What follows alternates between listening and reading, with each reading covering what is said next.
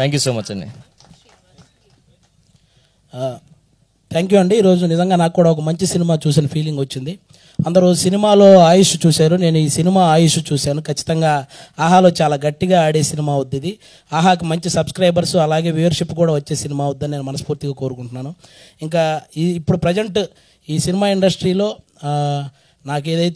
నాకు వస్తున్న అవకాశాలకు కానీ, నేను చేస్తున్న సినిమాలకు కానీ, నేను వెనకేస్తున్న రూపాయలకు కానీ, అలాగే నాకు ఇస్తున్న కాంప్లిమెంట్స్కి కానీ అన్నిటికీ మూల కారణం అభి అన్నయ్య. నేను అది ఎక్కడున్నా చెప్తాను. అభి అన్న లేకపోతే ఈరోజు అసలు నేను ఇండస్ట్రీలో అంటే ఇంత ముందుకైతే వచ్చేవాడిని కాదు, అసలు ఇండస్ట్రీకి కూడా వచ్చేవాడిని కాదేమో అభి అన్న అనేవాళ్ళు లేకపోతే. కాబట్టి అలాంటి అభి అన్న ఏం చేసినా మంచి జరగాలని మనస్ఫూర్తిగా కోరుకుంటాను. అందులో భాగంగానే ఈరోజు ఈ సినిమా అసలు ఇంత మంచి కాన్సెప్ట్ అభి అన్నకు ఆ థాట్ వచ్చినందుకే మనం హెడ్స్ ఆఫ్ చెప్పాలి. యాక్చువల్గా ఎవరు చూసినా సరే మెచ్చుకునే కాన్సెప్ట్ అది.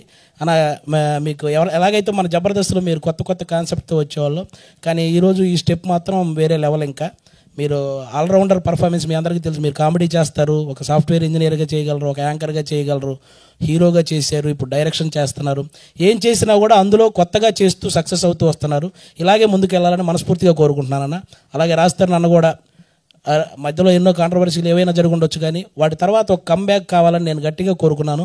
నాకెందుకో ఈ చిరంజీవి సినిమా అనేది గట్టి కంబ్యాక్ అనిపిస్తుంది అన్న. Thank you so much. మీకు కూడా చాలా బాగా పర్ఫామ్ చేశారు, అందులో మిగతా ఆర్టిస్టులు కూడా. అందరికీ కూడా once again thank you so much. మాకు కూడా ఈరోజు ఇక్కడికి పిలిచి ఇంత మంచి ఎంటర్టైన్మెంట్ ఇచ్చినందుకు అందరికీ థ్యాంక్ యూ సో మచ్ అండి. Thank you. థ్యాంక్ యూ ఆది గారు. రాఘవారు మళ్ళీ మాడతారా? ఇందా మాడింది అర్థం అవ్వలేదట ఎవరికి. యాక్చువల్గా గంట సేపు మాట్లాడదామని ప్రిపేర్ అయ్యాను.